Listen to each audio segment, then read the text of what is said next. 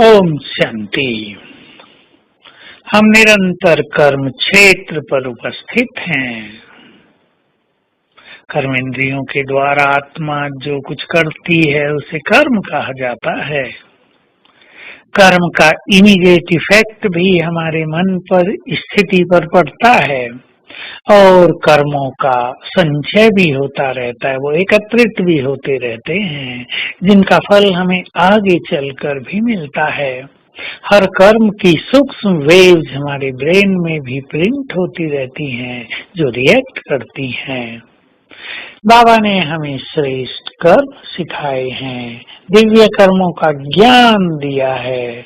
यदि हम निष्काम भाव में स्थित होकर योग युक्त होकर कर्म करते हैं तो हमारे कर्म न केवल पुण्य कर्म बनते हैं लेकिन दिव्य कर्म भी बन जाते हैं। तो कर्म क्षेत्र पर रहते हुए हम ये अभ्यास करते रहेंगे कि मैं इन कर्मेंद्रियों के द्वारा कर्म करा रही हूँ। अन्यथा क्या होता है, यदि हमारा कुछ भी अभ्यास नहीं चलता तो कर्म हम पर अपना प्रभाव डालते रहते हैं, कर्म बंधन बनते रहते हैं, हमें बांधते रहते हैं। इसको कर्म कॉन्शियस होना कहा जाता है। हमें ये करना है, मुझे ये करना है, इसके बाद ये करना है। तो मनुष्य टाइम कॉन्शियस भी हो जाता है और कर्म कॉन्शियस भी हो जाता है।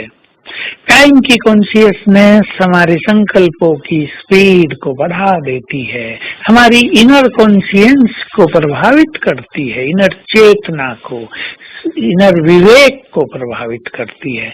इसलिए टाइम कॉन्शियस भी ज्यादा नहीं होना चाहिए। हमें टाइम पर पंचुअल तो होना चाहिए, हमें रेगुलर तो होना चाहिए, पर हर समय घड़ी देखते रहे 5 मिनट बचे हैं ये करना था, 10 मिनट बचे हैं ये करना था।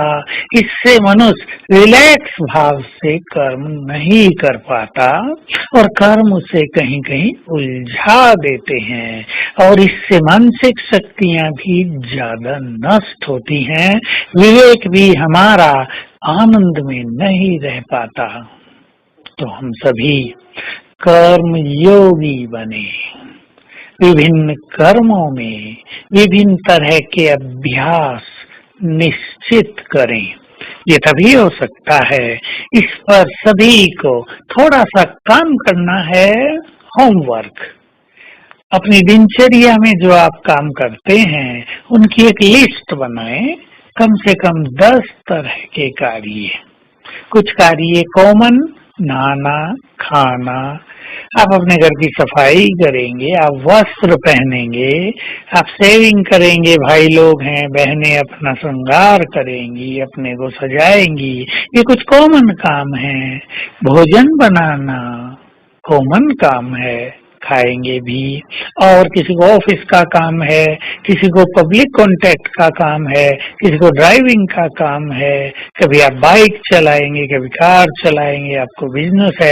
एक लिस्ट बनाएं, आप 10-12 भागों में बांटें और अलग अलग कर्म में अलग अलग अभ्यास निश्चित करें। भोजन खा रहे हैं तो हम बाबा का आह्वान करेंगे, वस्त्र पहन रहे हैं तो हम अभ्यास करेंगे, मैं आत्मा हूँ, ये देह मेरा वस्त्र है।